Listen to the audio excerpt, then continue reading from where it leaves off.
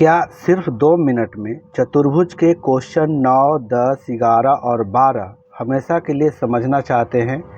समानांतर चतुर्भुज, समलंब और कोनों के ऐसे ट्रिक बताएंगे कि परीक्षा में कभी नहीं भूलेंगे। अंत तक जरूर देखें। जहां शिक्षा बनती है सफलता की पहली सीढ़ी, जहां हर विद्यार्थी के सपनों को मिलती है नई उड़ान, ज्ञान शिक्षा सेवा के संकल्प के साथ पढ़ेंगे आज बढ़ेंगे कल। तो BVS एकेडमी ऑनलाइन कोचिंग में आप सबका स्वागत है। धन्यवाद। सवाल देखिए कि दी गई आकृति में रिस्क तथा क्लू दोनों समानांतर चतुर्भुज है, x का मान ज्ञात कीजिए। ये फिगर बनाने में थोड़ा हमसे गलती हुई है, लेकिन आप लोग फिगर पे मत जाइए। इस फिगर के माध्यम से समझाने की कोशिश किया हूँ, उसको आप देखिए। समस्या दी गई आकृति में कि रिस्क और क्लू दोनों समानांतर चतुर्भुज है, x का मान ए वाला जो है उसको निकालना है। तो हमने समाधान में क्या लिखा है कि पहला समझिए कि समानांतर चतुर्भुज RISK रिस्क से तो इसका विपरीत जो कोण होते हैं बराबर होते हैं। जैसे 120 है तो इसका विपरीत कोण कौन सा होगा? इसलिए कोण K बराबर कोण R, दोनों क्या होगा? 120। तो R बराबर भी 120 होगा। आसन कोण यहाँ पे आप देखिए, आसन कोण संपूरक होते हैं। तो संपूरक में देखिए कोण S और कोण K दोनों के जुटने से 180 होता है। आसन कोण का योग 180 होता है। तो एक कोण दिए हुए हैं K बराबर 120, तो कोण S प्लस K के जगह पे 120 लिखा है, उसके बाद में बराबर 180। तो कोण S बराबर 180 माइनस 120 घटाया 60 आया, तो कोण S बराबर 60 डिग्री। कोण S बराबर कितना निकला हमको? कोण S बराबर कितना निकला? 160 डिग्री, सॉरी ओनली 60 डिग्री। आसन कोण संपूरक होते हैं, समझ गए? इस वजह से S का मान हमको 60 डिग्री निकला। अब समानांतर चतुर्भुज क्लू में देखिए, CLUE क्लू में देखिए विपरीत कोण बराबर होते हैं, इसलिए कोण E बराबर कोण L बराबर 70 दिए हुए हैं 70 डिग्री। और निम्नलिखित प्रतिच्छेद पर बने छोटे त्रिभुज में x का मान हम निकाल रहे हैं। x का मान त्रिभुज के तीनों कोनों का योगफल 180 डिग्री होता है। x प्लस कोण S प्लस कोण E बराबर 180 डिग्री, और x प्लस कोण S के जगह पे 60 लिखें, कोण E के जगह पे 70 लिखें और बराबर 180। तो S प्लस 60 और 70 जुटा तो 130 हुआ बराबर 180। S बराबर 180 माइनस 30 बराबर 50।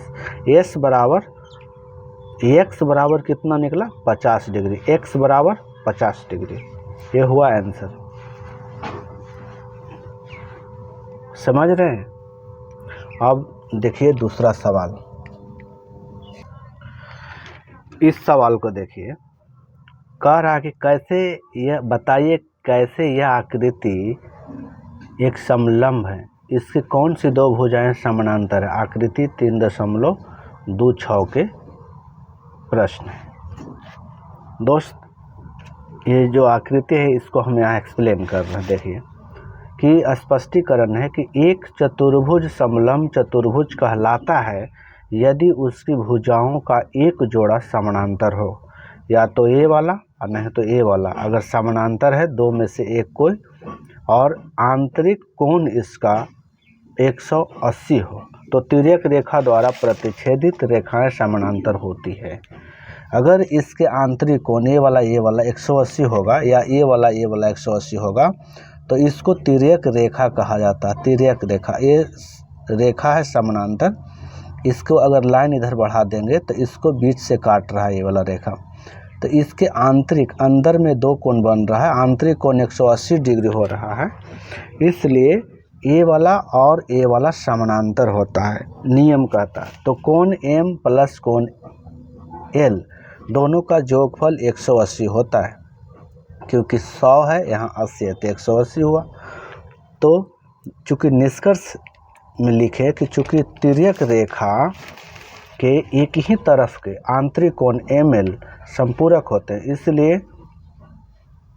इसलिए रेखाएं एन एम और के एल समानांतर होती है। यही हमने लिखा यहाँ पे कि एम एन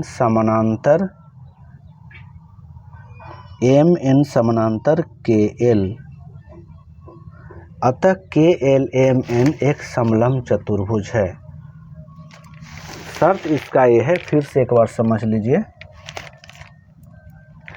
कि यदि दो समानांतर रेखाओं को तिर्यक रेखा द्वारा प्रतिच्छेदित रेखाएं के अंदर का कोण अगर 180 हो तो ये दोनों लाइन एक दूसरे के समानांतर होती है। ये अगर इसमें भी रहता और इसका दोनों का योग 180 होता तो उस कंडीशन में भी ये दोनों समानांतर होते हैं। तो समानांतर होने का कंडीशन यही है कि एक जोड़ा कम से कम इसका जो भुजा है वो बराबर होनी चाहिए। समझ गए? तो इसका टोटल आंसर आया कि के एल एम एन इसका एक समलंब चतुर्भुज है। आगे देखिए, इसी टाइप के एक और है। इस सवाल को देखिए, आकृति 3.27 में एम कोण सी ज्ञात कीजिए यदि ए बी समानांतर DC है, ए बी समानांतर DC है। तो यहाँ पे ध्यान दीजिए, एक कोण चाहिए कोण। पिछले वीडियो में भी मैंने बताया था, अभी पिछले सवाल में, कि अगर इस तिर्यक रेखा को अगर ये समानांतर रेखा के जो प्रतिच्छेद करके इसका आंतरिक दो कोण का योग अगर 180 डिग्री होता है तो ये रेखा और एक रेखा दोनों एक दूसरे के समानांतर होते हैं, समानांतर समलंब या चतुर्भुज होती है। इसको समाधान लिखे हैं कि चूँकि ए बी रेखाखंड है, ए बी रेखाखंड समानांतर DC रेखाखंड, तिर्यक रेखा पर क्रमागत आंतरिक कोणों का BC योग 180 होता है। BC का योग, ये दोनों का आंतरिक कोण का योग कितना बताएं? 180। तो माप कोण B, ए वाला कोण और ए वाला कोण जोड़ के कितना होगा? 180। तो कोण B बराबर 180 दिए हुए, तो कोण C जोड़ेंगे तो 180, तो कोण C बराबर 180 माइनस 120 बराबर 60। तो कोण C बराबर हमको 60 निकला आंसर। इस प्रकार के रेखाखंड को फिर से समझिए, इस प्रकार के रेखाखंड को समानांतर होने के लिए जो शर्त है वो ये है कि जब ये दो समानांतर रेखा के जो तिर्यक रेखा जो होता है, ये हो चाहे ये हो, अगर इस पे भी अगर ये रहता है दो कोण, तो ये दोनों कोणों का योगफल 180 होना चाहिए। अगर 180 होता है तो ये रेखा और ये रेखा एक दूसरे के समानांतर माना जाता है। समझ रहे हैं? तो यहाँ 120 दिए हुए, तो कोण C और B जोड़ेंगे तो इसका आंतरिक कोण 180 होना चाहिए। 180 डिग्री होता है ये वाला, इसमें दिया हुआ रहे या ना रहे, लेकिन ये दोनों का योगफल 180 ही होता है। जबकि यहाँ इस कोण में एक दिया हुआ है 120, तो जाहिर सी बात है कि ये मेरा 60 डिग्री होगा। और जब इस प्रकार के रेखाखंड को एक जब प्रतिच्छेदी रेखा जब कटिंग करता है, प्रतिच्छेद करता है, टच करता है, तो इसके अंदर में जो कोण बनता है उसका योगफल 180 होता है। और जब ये दोनों 180 होता है तो ये दोनों रेखाखंड एक दूसरे के समानांतर होती है। चलिए अगला वीडियो देखिए। अब इस सवाल को देखिए, आकृति 3.28 में कोण P तथा कोण S की माप ज्ञात कीजिए। यदि रेखाखंड SP समानांतर रेखाखंड RQ है, यदि आप कोण R का अगर माप देख रहे हैं, कोण R का माप और ज्ञात करते हैं, तो क्या कोण P का माप ज्ञात करने की एक से अधिक विधि है? इसको ध्यान से देखिएगा, इसमें एक से लेके अधिक विधि बताने वाले हैं इसको हल करने के लिए।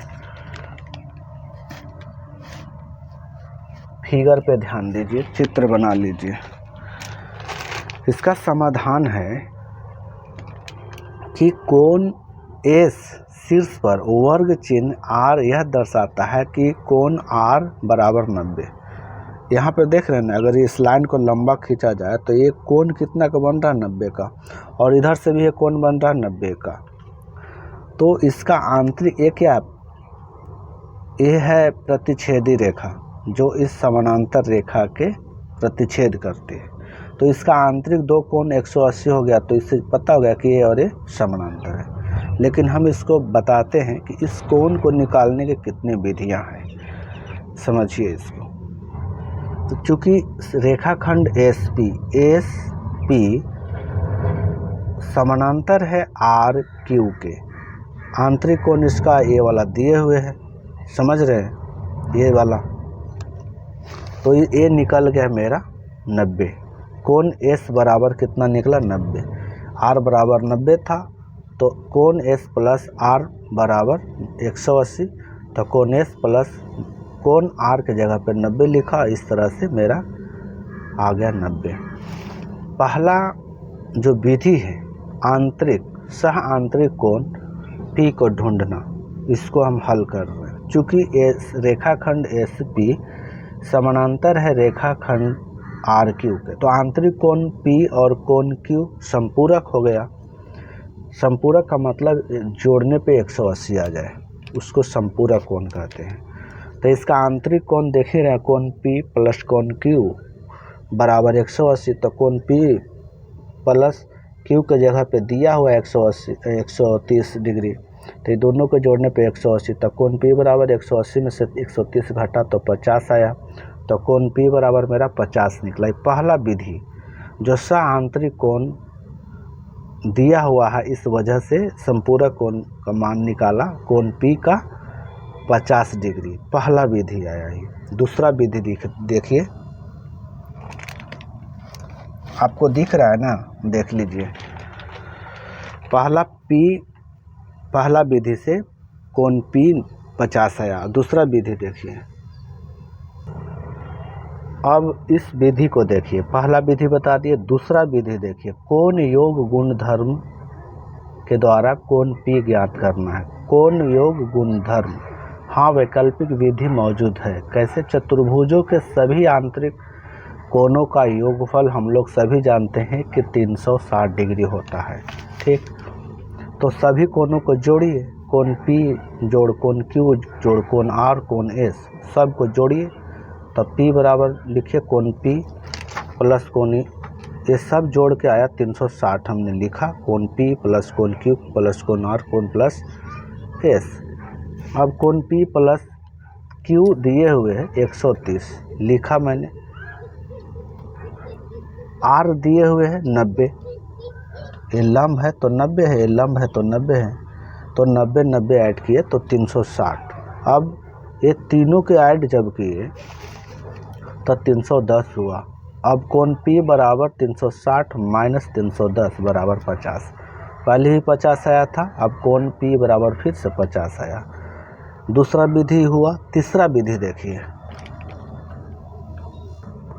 अब इसका तीसरा विधि देखिए। अंतः कोण नियम के द्वारा कोण P ज्ञात करना है। तो कोण P जोड़ कोण Q बराबर 180, P और Q को ऐड किया तो 180। कोण P प्लस कोण Q के जगह पे 130 लिखा बराबर 180। कोण P बराबर 180 माइनस 130 बराबर 50। कोण P बराबर 50 डिग्री। तो ये 50 डिग्री, तो हाँ इसमें हम लिखें कि हाँ कोण P को ज्ञात करने की एक से अधिक विधियाँ है। यही हो गया मेरा आंसर।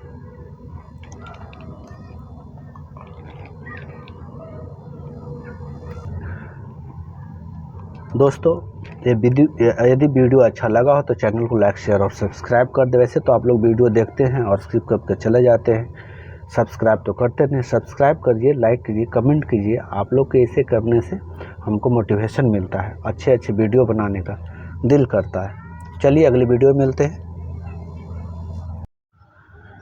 वीडियो पसंद आए तो लाइक करें, शेयर करें और ऐसे ही उपयोगी वीडियो के लिए चैनल को सब्सक्राइब करके बेल आइकन अवश्य दबाएं। तब तक के लिए धन्यवाद।